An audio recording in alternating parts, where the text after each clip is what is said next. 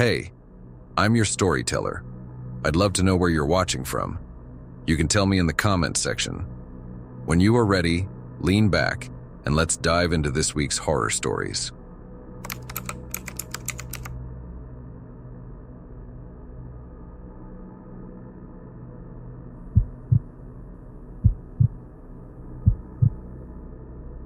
I was driving home late one night from a buddy's place just outside of town.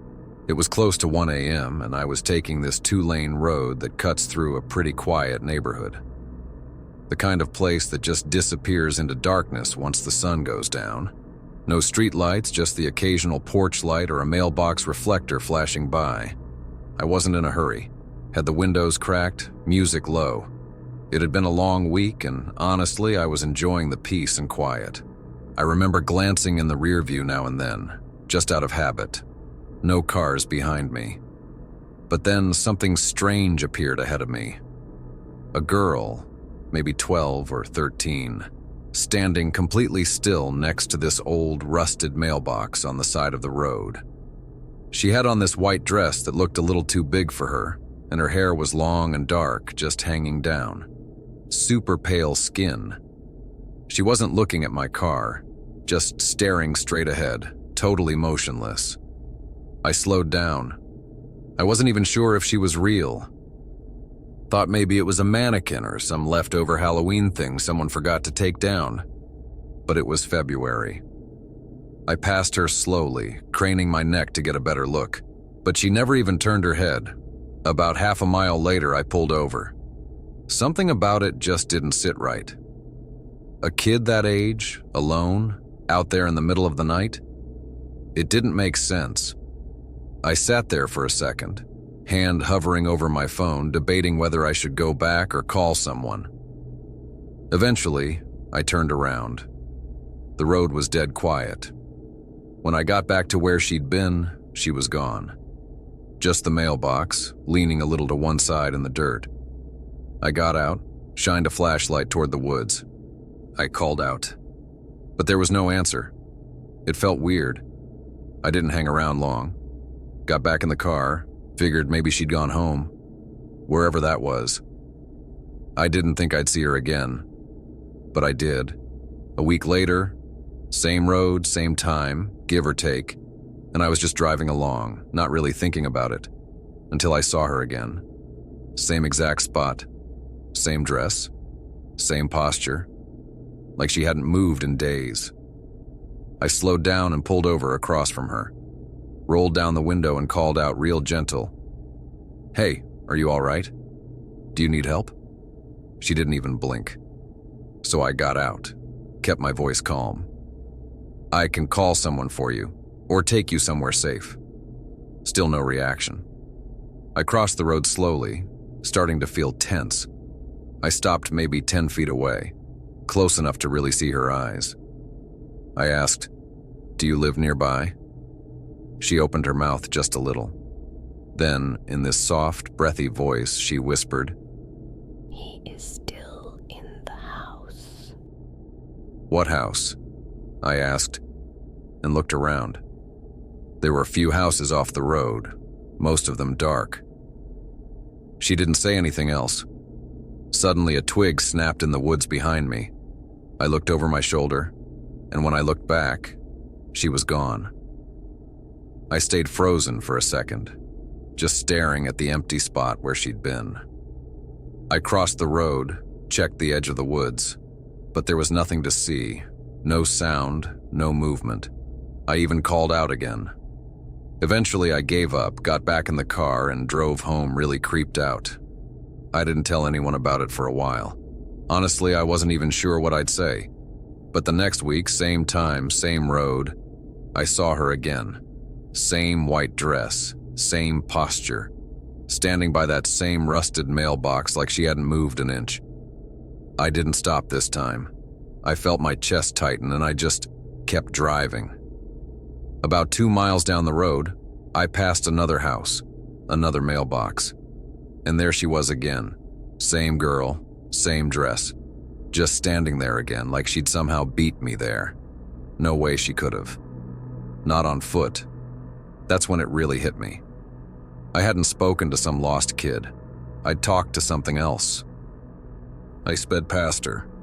Just drove straight home with the music off and the windows rolled up. After that, I started taking the highway instead. It adds 15 minutes, but I don't care. I never want to see that road or her again.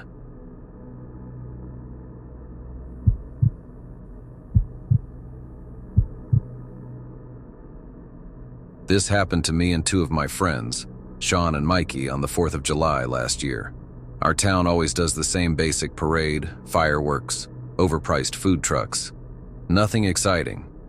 We're in that weird age where you're too old to care about little kid stuff, but too broke for bars or concerts, so we came up with a dumb plan.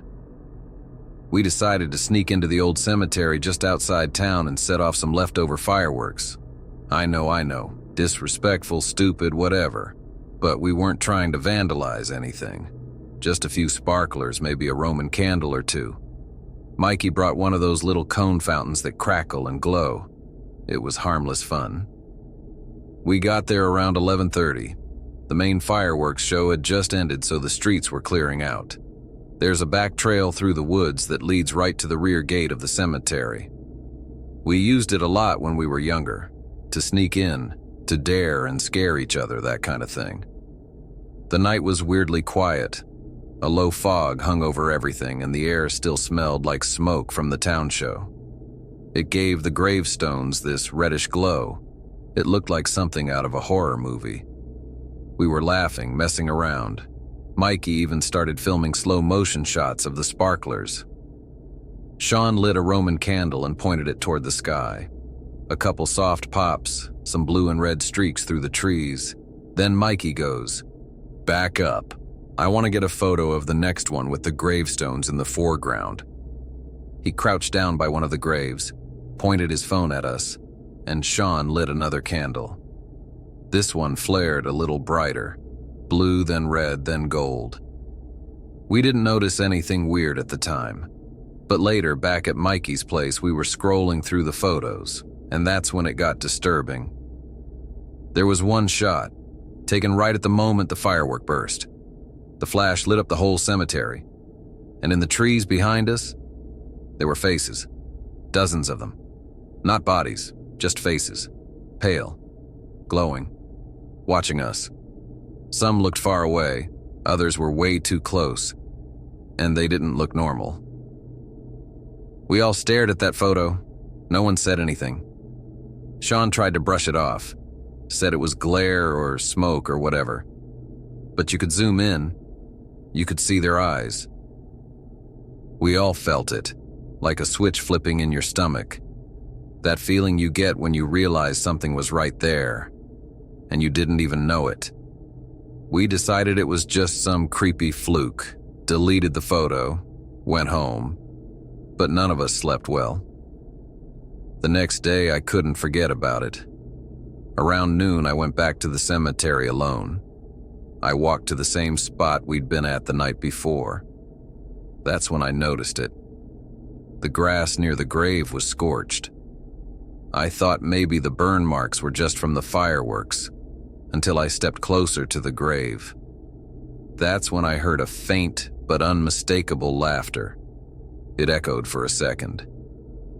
Then came the whispering from different directions, overlapping. I couldn't make out the words. I ran out of there, and the moment I was on the other side of the fence, everything went quiet again. I didn't tell the others for a few days. We agreed not to talk about it publicly. We even deleted the rest of the photos just to forget about it.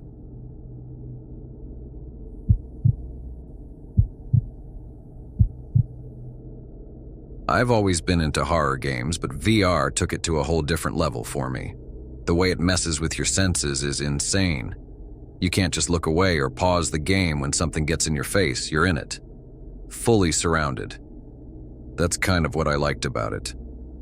Until this happened.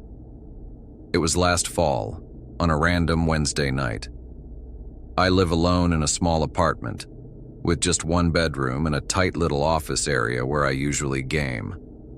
I'd seen people online talking about this creepy VR demo that was starting to get some buzz. It didn't have a name or anything official, just a Reddit post, a download link, and a few comments saying it was the scariest thing they'd ever played. That was enough for me. I downloaded it and threw on my headset. The game started right away. No title screen, no settings, nothing. Just a pitch-black hallway with flickering lights. The sound design was actually amazing. Buzzing light bulbs, faint wind sounds, your footsteps echoing in the distance. It was eerie, but in a cool way. There was nothing else to do except walk forward, so that's what I did. About 5 minutes in, I started hearing footsteps behind me. Slow, kind of dragging. Definitely not part of my own movement in the game. I figured it was just part of the experience, like something was following me but never showing up. Classic horror stuff. But the sound kept going even when I stopped moving. That's when it started to feel off. I turned around in the game. Nothing there. Just the same dark hallway stretching behind me. I stood still, and the footsteps kept going. Slow and steady, like someone pacing just a few feet back. The weirdest part? The longer it went on, the lesser it sounded like it came from the game. It sounded like it was in the room with me, like right behind me, outside the headset. Then I felt it. Not a touch, but this sudden movement of air along the side of my neck, like someone had leaned in close and exhaled. I didn't have a fan on. The windows were closed. Heater was off. I pulled the headset off right away. All the lights in my room were off. It was pitch black. I stood there frozen for a few seconds, staring into the dark void. I never turn off all lights when playing. It was completely quiet. Creeped out, I walked over and turned the lights on again. I must have hit the light switch somehow, I said to myself, though I was a bit skeptical. Figuring I've had enough, I deleted the demo and went outside to get some air. When I came back in, I decided to go to bed. But when I got to my bedroom, I noticed something strange. On my nightstand sat my VR headset, right where I always leave it when I'm done playing. But this time, the lenses were fogged up, like someone had just been wearing it. I'm the only one with a key. The apartment was locked, and yet, the headset was warm, like it had just been used. I was outside for 10 to 15 minutes, and it usually cools down during that time. I reached out to grab it, and my phone buzzed on the charger. A single message popped up on the screen. "You forgot to finish." I stared at it for what felt like hours.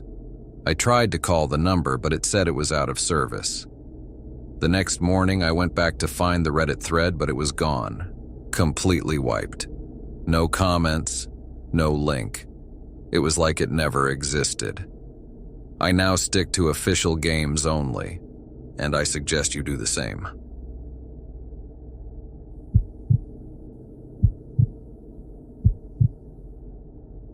I took a solo trip through the Southwest the summer I turned 22, trying to clear my head after a pretty brutal breakup. I didn't have a plan, just my car, some savings, and the need to feel like I was moving forward. I bounced between cheap motels, truck stop coffee, and way too many long stretches of highway. It wasn't glamorous, but it was quiet. It gave me space to think, which I really needed. One night, I pulled into this rundown roadside motel a few miles outside Flagstaff. I'd been driving all day and was dead tired. The place was exactly what you'd expect. An old U-shaped building with peeling paint and a neon vacancy sign that barely worked. It was around 5 p.m., gray and muggy out, and all I wanted was a shower and sleep. The woman at the front desk barely looked up as she handed me the key to my room. I guess she was tired of working there. As I was walking to the door, I glanced up and caught sight of someone in the second-floor window. A man. He was standing behind the curtain, totally still. His face was right up against the glass. I couldn't see much detail. He was maybe in his 40s, dark hoodie. I looked away. I told myself not to overthink it or stare at him. Motels draw weird energy. I'd seen worse. I got inside, dropped my bag on the bed, and turned on the TV just to have some noise. The room smelled like mildew and cheap air freshener, but I didn't care. I took a hot shower, changed into sweats, and settled in with a book. But the place felt off. Thin walls. Every door slam or muffled TV felt like it was happening right next to me. There was a couple arguing somewhere in another room, and their voices bled through like they were in the bathroom with me. Around 7:30, I was brushing my hair and glanced out the window. He was still there. Same window. Same position. Still staring. It was hard to tell if he was looking at me through the reflection, but it still made me nervous. I closed the blinds and tried to forget about it. Told myself he was just some creepy loner who'd probably been staying there too long. Still, I couldn't relax. Later that night, probably close to 9:30, I got hungry. I hadn't eaten dinner, and the vending machine outside was basically my only option. It wasn't far, just around the corner at the edge of the building. I grabbed my hoodie, told myself it'd only take 2 minutes, and stepped out into the night. The parking lot was almost empty. I looked up toward where I'd seen him earlier. The window was empty. No sign of the man. I remember feeling this weird mix of relief and dread. Like, where did he go? The walkway to the vending machine was dark. One of the overhead lights had gone out. That whole corner felt like a blind spot. I walked faster, head down, arms tucked in. As I reached the machine and bent to press the buttons, I heard it. Breathing. Not mine. Not faint. Heavy and raspy. Close. "Hello?" I called out, instantly regretting it. No one answered, but footsteps started approaching me from the dark, but I couldn't see anyone. I grabbed whatever snack had dropped and turned, speed-walking back toward my room without even looking behind me. My heart was going so fast I thought I might pass out. I slammed the door behind me, locked it, threw the deadbolt, and peeked out the blinds. No one. I tried to calm myself down. Maybe it was just another guest. Maybe I overreacted. I kept telling myself I was being dramatic. I turned the TV up, opened my snacks, and tried to pretend everything was fine. Then around 12:30 a.m. I began hearing scratching. On the door, like fingernails dragging across the wood. I turned off the lights and TV immediately and peeked through the blinds. He was there, standing right outside my door, in the rain. Not hiding, not moving. Staring and scratching on my door. His face was clearer now, way too clear. Almost gray. And this smile, like he'd been waiting for this moment all night. Then he spoke. "Open up, young lady." I backed away, grabbed my phone with shaking hands, and called 911. I whispered everything I could to the dispatcher, trying to keep my voice low so the man couldn't hear me. She told me help was already on the way and asked if I had anything to protect myself with. I didn't. I told her I was going to hide. The man started pounding on the door now. Fists hitting the door harder each time. "Pretty lady, open up now," he said. I turned the closet light off and crawled inside, pushing myself behind a couple jackets I'd hung up earlier. Suddenly the door burst open. It got real quiet. Then, footsteps, creaking across the floor. He was in the room. I heard him muttering but couldn't make out the words. Then his shadow moved across the carpet. He looked under the beds, opened drawers. "I know you're in here, pretty lady," he said. Then he walked into the bathroom. For a second, I considered making a run for it, but my legs wouldn't move. I couldn't breathe. I felt frozen. Then I saw his shadow come back. He was standing right outside the closet doors. I shut my eyes. I didn't want to see him open it. And just as I thought he was about to get me, the police arrived.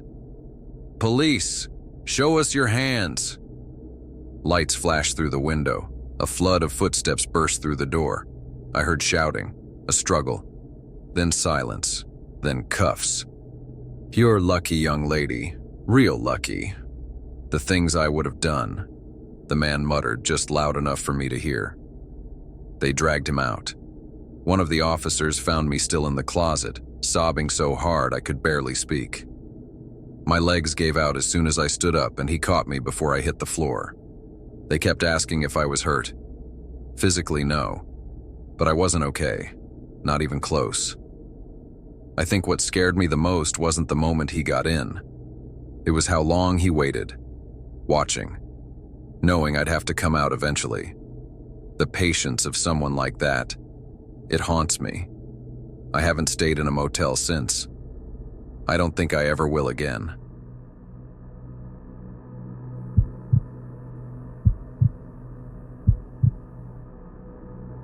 I've done solo hikes before, but this was the first time I really pushed it.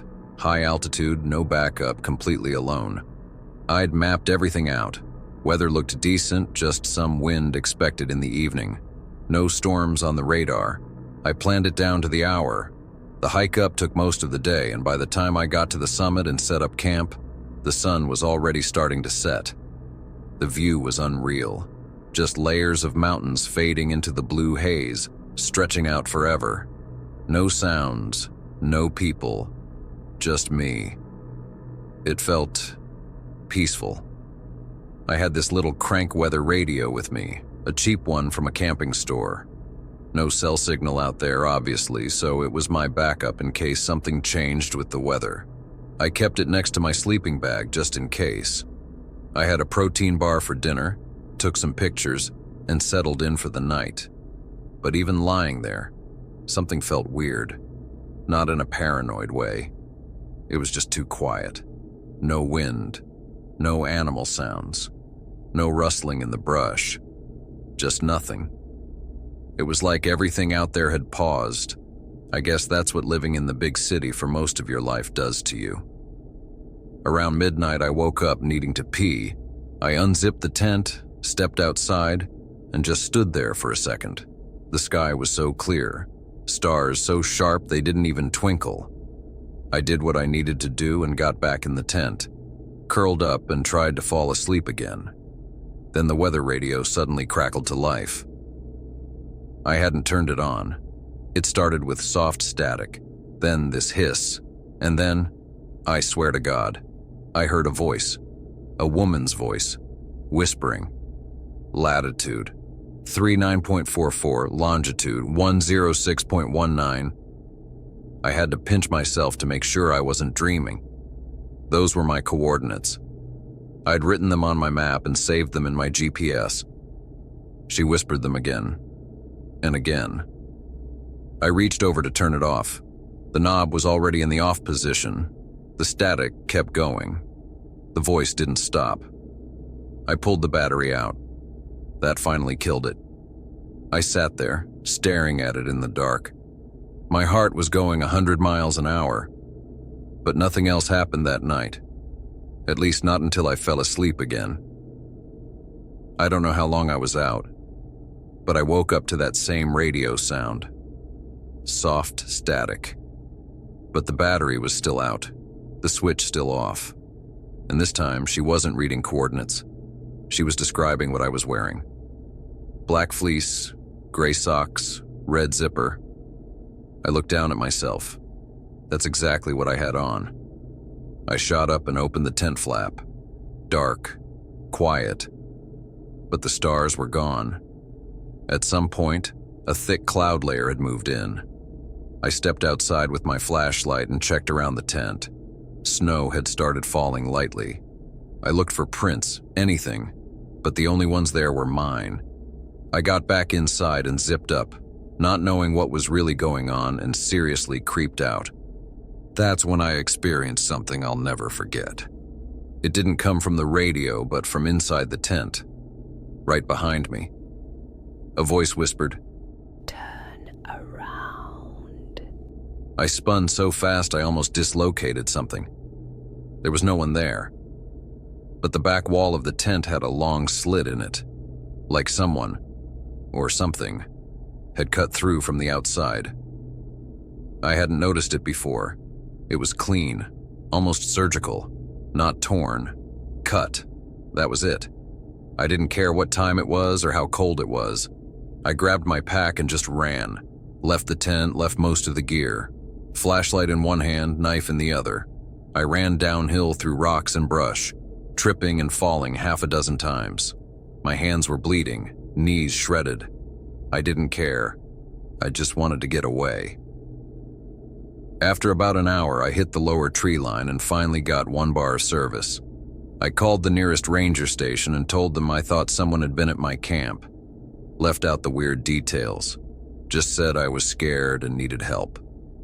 They told me to stay put and someone would meet me at the junction trail by morning. When they showed up, I led them back up the mountain. The tent was gone. Not collapsed, not shredded. Gone. No poles, no stakes, no wrappers or gear, not even an impression in the snow.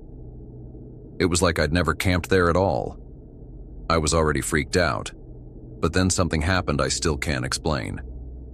The ranger pulled out his radio to check in with the station, and over the line I heard that same static. And then her voice. Just once. "Too slow," she said. The ranger didn't hear it, kept talking like nothing happened.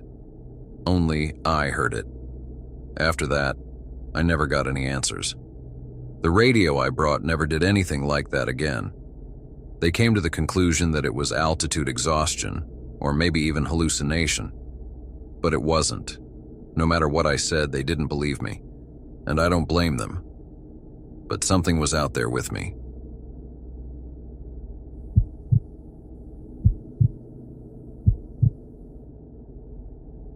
I used to drive for one of those food delivery apps. It wasn't my dream job or anything, just something that paid the bills while I was taking night classes. This happened last summer, during one of those stormy weekends up in upstate New York. The kind of rain where your wipers are on full blast and still not doing anything. Thunder so loud it rattled the steering wheel. I had to drive like 10 under the speed limit just to feel like I wasn't going to slide off the road. Around 10:40 p.m., I got a ping for a delivery a few towns over, in a place called Barrow Hill. Real quiet area, trees everywhere, barely any streetlights. The type of neighborhood that's pitch black once the sun goes down, except for the occasional porch light. I actually thought about skipping it because of the weather, but the payout was decent and I figured I was already out. Might as well finish the night strong.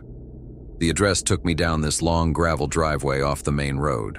According to the GPS, it was a one-story ranch-style house. When I pulled up, the first thing I noticed was that the porch light was flickering, like full-on horror movie flickering. I grabbed the bag and jogged up the little path to the front door, hoodie pulled tight because the rain was coming in sideways. I knocked once or twice. Door opens almost immediately, like the guy was standing right behind it, waiting. He looked maybe mid-40s, tall, really pale. Not like sick pale, just colorless. Blank expression. Black t-shirt, jeans, no shoes. Didn't say much. Just stared at me. "You order DoorDash?" I asked, holding out the bag. He nodded, really slow. "Yeah." Didn't check the food, didn't thank me, just took the bag and closed the door super gently. That was it. No weird vibe from the house itself, but the guy, something about him felt off. Anyway, I got back in the car, marked the order as delivered, and was about to move on when my phone buzzed again. Another notification. Same order. It was a message from the customer. "Hey, just wondering if you're close? The GPS says you're still a few minutes away." I just stared at it for a second. My first thought was, did I deliver to the wrong place? I double-checked the address in the app, same one I'd gone to, same street number. I messaged back, "I just dropped it off." Tall guy answered the door. The reply came in almost immediately. "We've been sitting outside waiting. Can you double-check the address?" At that point, my stomach kind of dropped. I checked the GPS again and realized the dot was still a little ahead of me on the map. I'd stopped too early, so I backed out of the driveway and drove maybe another quarter mile. Sure enough, there was another driveway, longer this time, with the correct house number on the mailbox. I pulled in and saw a small family, a guy, a woman, and a kid, waiting under umbrellas on the porch. Totally normal. House lights were on. The yard was clean. It looked lived in, unlike the last place. The guy walked up to my car as I pulled in. "You the driver?" "Yeah," I said. "Sorry about the delay. I think I delivered to the wrong house before this one." Some dude answered and took the bag. He frowned. "Which house?" "The one back up the road, kind of tucked into the trees, porch light flickering." And then he got quiet. Like, immediately. Looked at his wife for a second, then back at me. "There's no one living there," he said. "That house has been empty for almost a year, no power. Nobody's bought it since the old guy who lived there passed away." "You're wrong," someone answered, took the food straight from me. He just kept staring at me, like he wanted to say something but wasn't sure if he should. I handed him a backup order from the app's support line and got out of there. Didn't even look back at the first house as I drove off. Later that night, I called the app's helpline and told them the whole thing. They logged it, said they'd look into it, but I never heard anything back. A couple weeks later, I got curious. You know how sometimes something just nags at you and you can't let it go? So I drove back during the day just to see it in the daylight. The house was still there. Looked empty. Porch light was totally busted. Just wires hanging loose where the bulb used to be. Grass was overgrown. Windows were covered in grime. And then I saw something weird on the porch near the door. The food bag. Same one I delivered. The paper was all soaked and falling apart, but it hadn't been touched. Still sealed. Just sitting there like no one had ever opened the door. I don't know who I handed that bag to. I'm sure he was real, but this whole experience just doesn't make sense.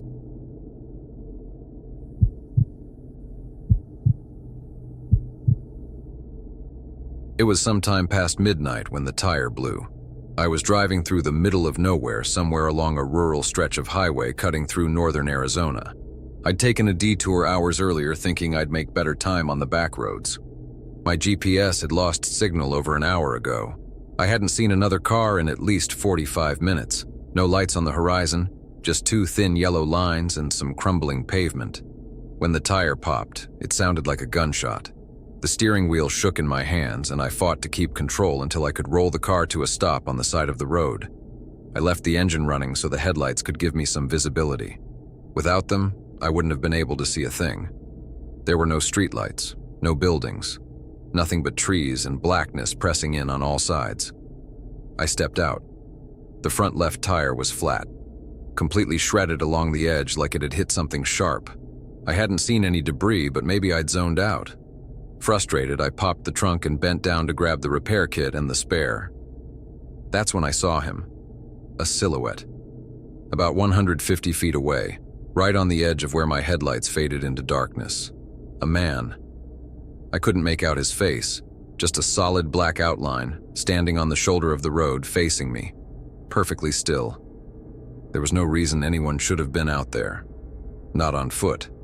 Not at this hour. I hadn't passed a town in miles. No houses, no driveways, not even a parked car. Just endless stretches of empty highway and dense trees. I stayed crouched there, staring back at him. He didn't move, didn't wave, didn't call out. Just stood there, watching. I tried to shake it off. Maybe he'd had car trouble too. Maybe he was just some unlucky traveler like me. But the longer I stood there, the less that made sense. No one hikes in the middle of the forest at night, and no one just stands like that. I forced myself to look away, grabbed the tools, and got to work as fast as I could. I didn't look up again until I had the flat tire halfway off. And when I did, he was gone. I stood up slowly and scanned the road. Empty. The space where he'd been was just light shining on cracked asphalt.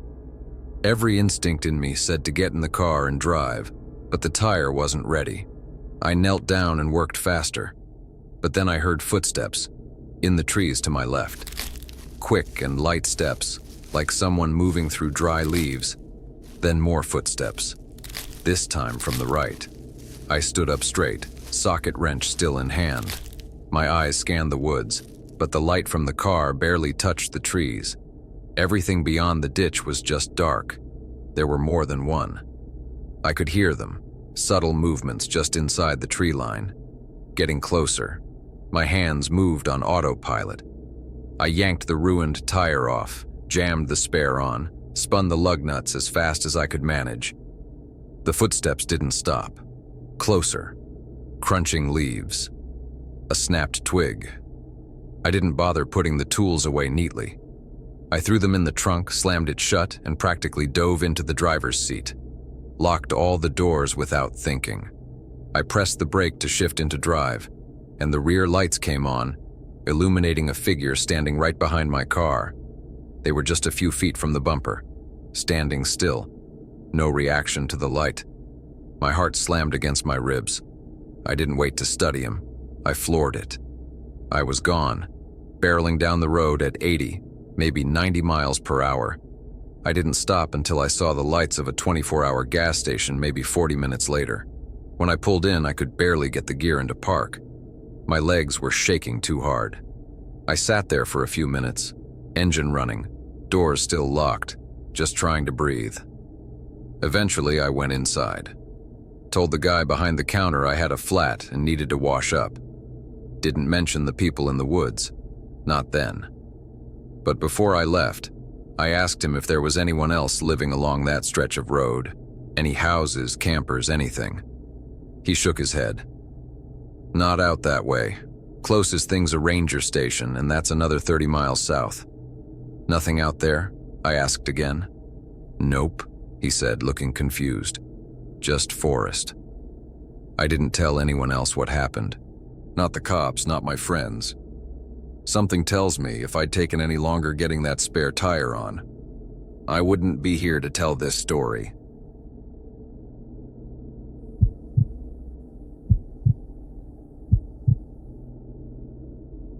This happened about 2 years ago when my daughter was still a baby, maybe around 8 months old. My wife and I had just moved into this small rental house outside of town. It was just a cheap 2-bedroom with a big yard for our dog. It needed some work, but we were on a budget and it felt like a good deal at the time. Since our daughter had just started sleeping in her own room, we bought a simple baby monitor. We set it up on a little shelf in the corner, pointed at the crib. The first night everything was normal. I checked on her a few times before bed, and then we just watched the monitor from our room until we passed out. There was the usual light static, but nothing weird. The second night, though, something strange happened around 3 a.m. I was half asleep when I started hearing this weird noise through the monitor. At first, I thought it was just interference or the monitor glitching. I sat up and looked at the screen. My daughter was asleep in the crib, not moving. I turned up the volume a bit. That's when I realized. It was whispering. It sounded like someone talking very softly, right next to the mic. I couldn't understand what they were saying, just this low, slow murmuring. I got up right away and went to her room. She was alone, still asleep. The window was shut, the closet closed, nothing looked off. I told myself it was just some random interference. Maybe it picked up another monitor nearby or something like that. I turned it off and on, checked the settings, and went back to bed. But the next night, the same thing happened. This time I was fully awake. It started again around the same time, really faint whispering at first, then slowly getting louder. And now I could tell it was a man's voice. Deep, calm, like he was trying not to wake her. I just sat there watching the monitor. I had this horrible sinking feeling in my chest, like something was seriously wrong, and I wasn't doing anything about it. So I ran to her room again, and just like before, the second I opened the door, the whispering stopped. I stood there for a minute listening, but it was dead silent. I checked every corner, even under the crib. No one was there. She was fine. Everything looked normal, but something felt off. I moved the monitor to a different outlet just in case. but deep down I knew something wasn't right. Then came the fourth night. This time I wasn't even in bed. I was in the kitchen, scrolling on my phone around 2:45 a.m., when I heard the static from the monitor crackle from the other room. I walked over to check it, and that's when I saw something disturbing. On the screen, in the far corner of the frame behind the crib, there was a shadow. It was tall and thin, definitely not my daughter, and not the curtain or anything like that. It was just standing there. I couldn't believe my eyes. Then the video glitched, just for a split second. When it came back, the shadow was gone. I ran to her room so fast I almost wiped out in the hallway. I flipped the light on and scanned the whole room. She was asleep, safe. The window was still locked, but then I noticed something on the glass. A smudge, like a handprint, on the inside of the window. Long, thin fingers. Way too big to be mine, and definitely not from her. That was it for me. I picked her up and we didn't sleep in that room again. I called the cops the next morning. They looked around, checked the locks and windows, but there were no signs of forced entry. Nothing was missing. They said it was probably interference or stress. But I could tell the officer didn't really believe that either. We stayed at my mom's house until we were able to move out a couple of months later. I still have the monitor, haven't used it since. Sometimes late at night I think about plugging it back in just to see if anything comes through. But I never do. Some things, once you hear them, once you see them, you can't unsee, especially when they're whispering to your baby in the middle of the night.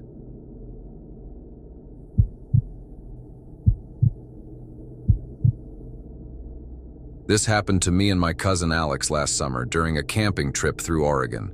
We're both from California and had planned to spend a week off-grid, hiking, camping, no phones, no screens, just nature. The whole unplugged cliché. We were doing dispersed camping, which basically means no designated campsites. Just find a legal spot on public forest land, park, and pitch your tent. And honestly, most of it was amazing. Peaceful, quiet, a total reset from real life. But on the fifth night, something happened that still messes with my head. We were in the Umpqua National Forest, way up in the hills. No signal for miles in any direction. That night, we ended up driving later than usual. Some of the spots we'd marked earlier were either too close to the road or already taken. Around 7:30 p.m., we found this dirt pull-off that led onto what looked like an old logging road. Just a narrow path cutting into the trees, barely wide enough for the car. We followed it for maybe half a mile and came across this small clearing. Flat, quiet, tucked in by thick trees. It felt isolated in a good way. We set up camp, started a fire, made dinner, cracked a couple beers. Just normal stuff. We weren't being loud or anything. Just hanging out, talking, enjoying the stillness.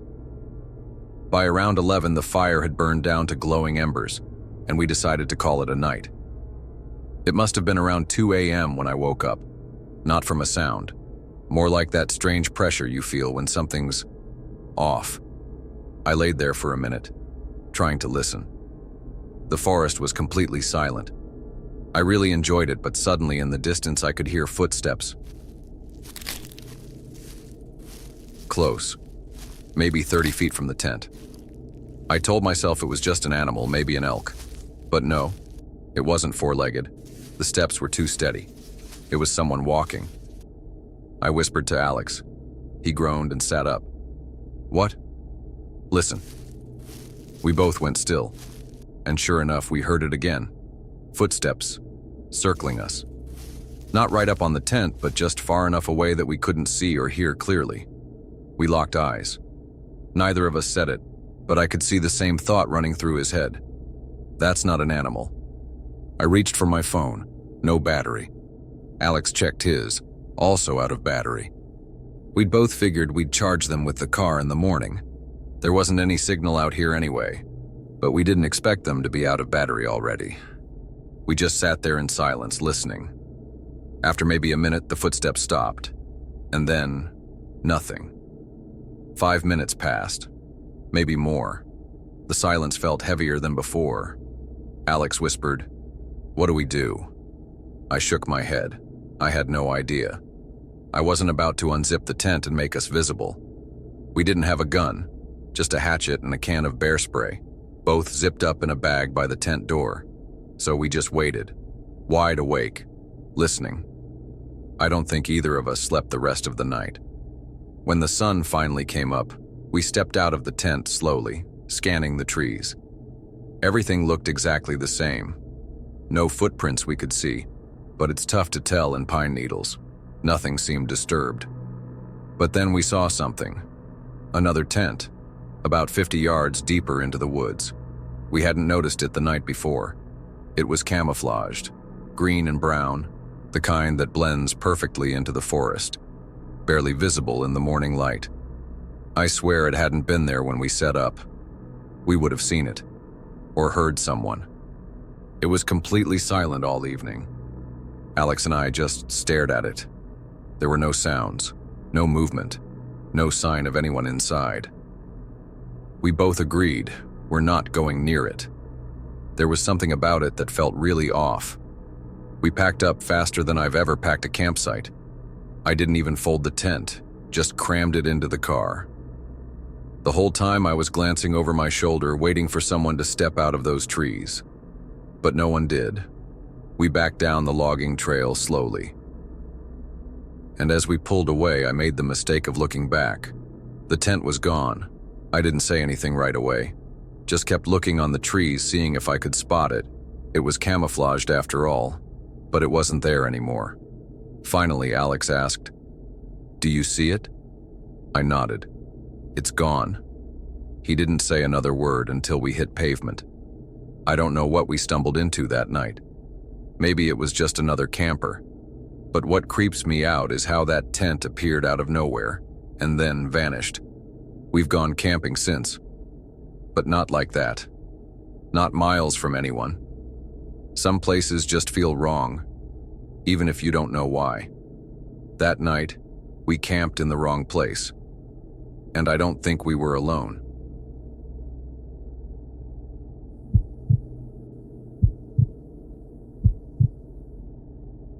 Me and two friends, Claire and Maya, all in our 20s, booked a week at this resort in Tulum to unplug and just get away from everything. It was right on the beach with private bungalows, hammocks under palm trees. Maya found it on some travel blog, and the reviews were all positive. The first few days felt like a dream. Mornings on the beach, afternoons exploring or grabbing drinks at the open-air bar. No crowds. The staff was polite but distant. No chit-chat, just quick smiles and "si, señorita," before disappearing again. The Wi-Fi barely worked, which was annoying at first, but honestly it forced us to unplug for real. We read, talked, took a ton of photos. It all felt peaceful, until it didn't. One night after dinner, Claire was flipping through her camera roll while we were all lying in bed, a little tipsy, talking about how we never wanted to leave. Then she stopped. "Okay, this is weird," she said. "What?" Maya asked. "These photos. I didn't take these." I leaned over to look. They were pictures of us, sleeping. Me curled up, face buried in my pillow. Maya with the blanket pulled up, mouth open. It wasn't selfies. It was like someone had quietly went around the room and snapped them. "There's one of me too," Claire said, scrolling. "I swear I didn't take this." My skin crawled as I looked closer. All three of us, different nights, same angles from shoulder height. But none of us remembered hearing or seeing anything. Maya said, "Maybe someone picked up your phone," and I cut her off because I was scared and irritated. "Who?" I asked. "The door's locked every night. Windows too. You think a housekeeper snuck in and took pictures of us sleeping?" We all forced a laugh, but it was a nervous one. Claire kept scrolling. Then she gasped. She turned the phone toward us. Another picture of me asleep. But in the corner, by the curtain, was a shadowy figure. You couldn't make out much, just a silhouette half hidden behind the fabric. A shoulder, maybe a hand. Maya zoomed in. Is that a person? Looks like they're holding something, I said. Camera, Claire said, nodding. Look at the angle of the arms. We sat in silence, staring at the grainy shape.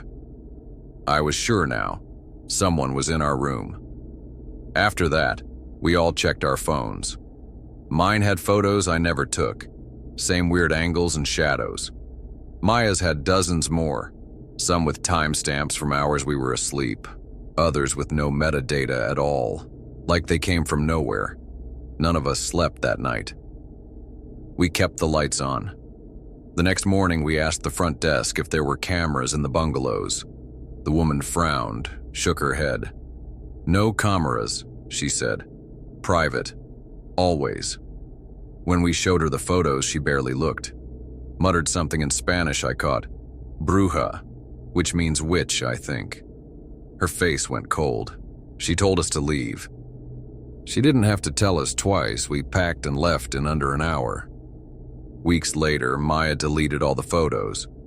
Claire lost her phone somehow. I kept mine. Don't know why. Maybe I need proof I'm not crazy. I mean, who would believe me otherwise?